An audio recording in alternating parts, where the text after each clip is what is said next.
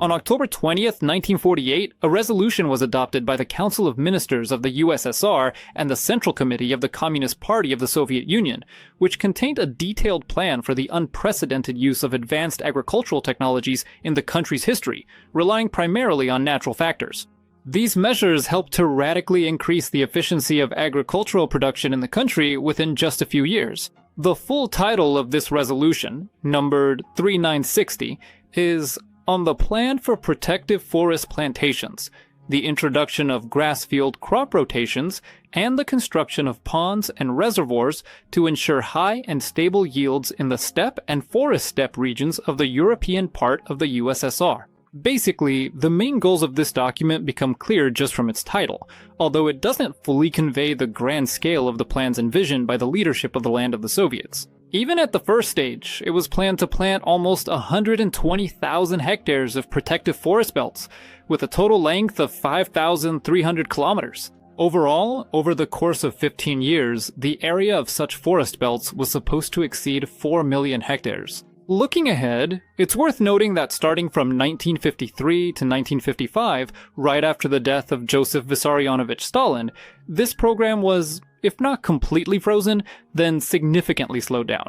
Nevertheless, even in the relatively short period from the program's launch until the mid-1950s, 2,300,000 hectares of forest were planted, and more than 4,000 reservoirs were created, each holding 1,200 cubic meters of water, about 7% of all Russia's freshwater reserves. However, considering that 80% of the country's freshwater reserves are located in Lake Baikal, the share of artificial reservoirs created in the post-war years in the actual used volume of Russia's freshwater resources increases at least fivefold, and in reality even more, since such reservoirs were actively used for irrigation, breeding valuable fish species, and sometimes even for operating hydroelectric power stations. Overall, this was about changing the conditions for agriculture from risky to favorable across an area of 120 million hectares, which is equal to the combined area of Britain, France, Italy, Belgium, and the Netherlands. This undertaking, quite comparable in scale to the great construction projects of the first five-year plans,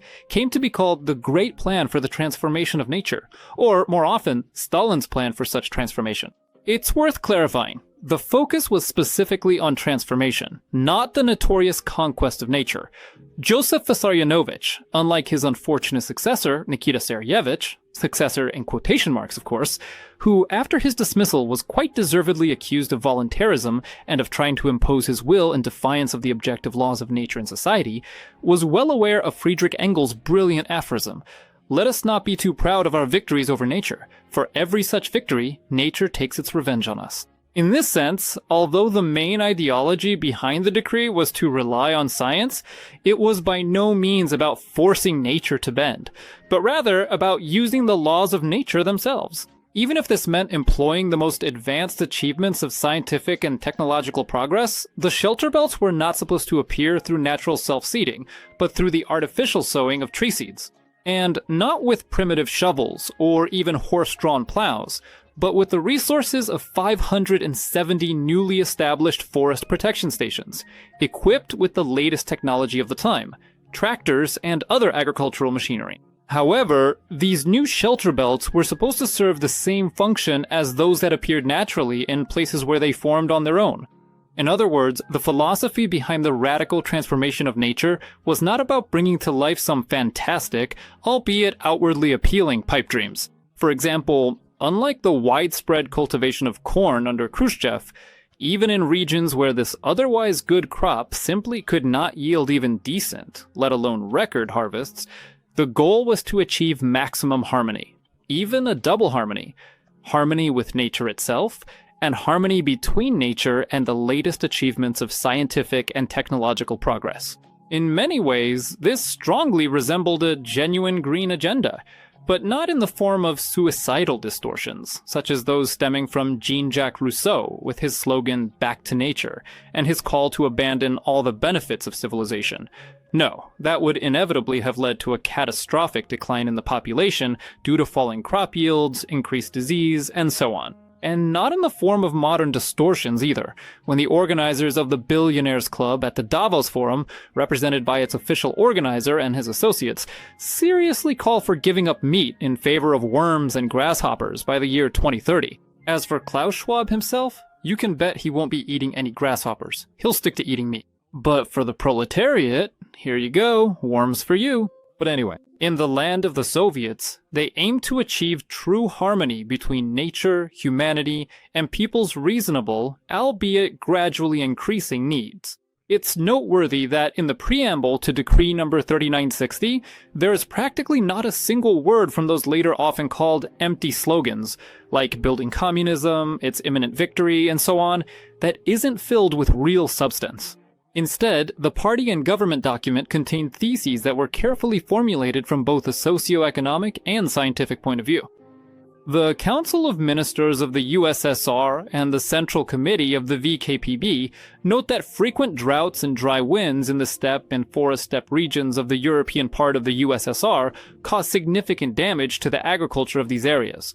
At the same time, science has proven, and the practice of leading collective farms, state farms, machine and tractor stations, and districts has confirmed, that with proper farming methods, it is entirely possible in these regions to achieve high and stable yields of agricultural crops and to create a solid fodder base for the development of animal husbandry. To achieve this, all collective and state farms in the steppe and forest-steppe regions must, starting from 1949, systematically and widely implement a system of agronomic measures to improve agriculture.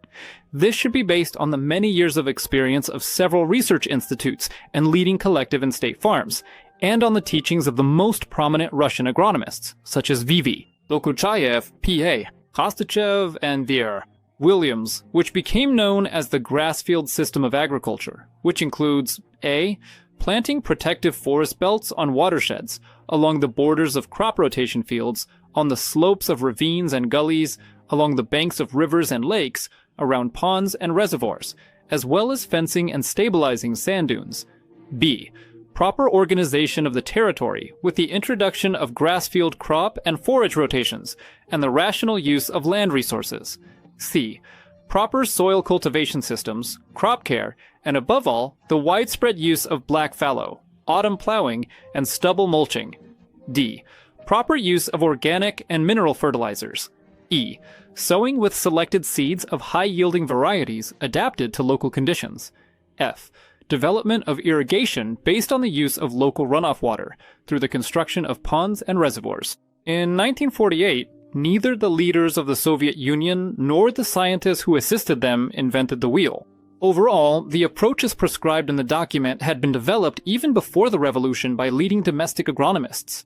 The only problem was that at the time, it was pretty hard to put them into practice. Capitalism got in the way. For example, thanks to the efforts of the talented forestry scientist Nestor Karlovich Genko, at the turn of the 19th and 20th centuries, Russia began implementing a state-level program to plant forest belts in areas at risk from dry winds. However, only 13,000 hectares of such forest belts were actually planted. And that's over 17 years, from 1889 to 1906. For comparison, it's worth recalling once again the amount of forest planted during the 6 years of the Soviet anti-drought plan, 2.3 million hectares. In 1947, several regions of the USSR experienced a severe drought.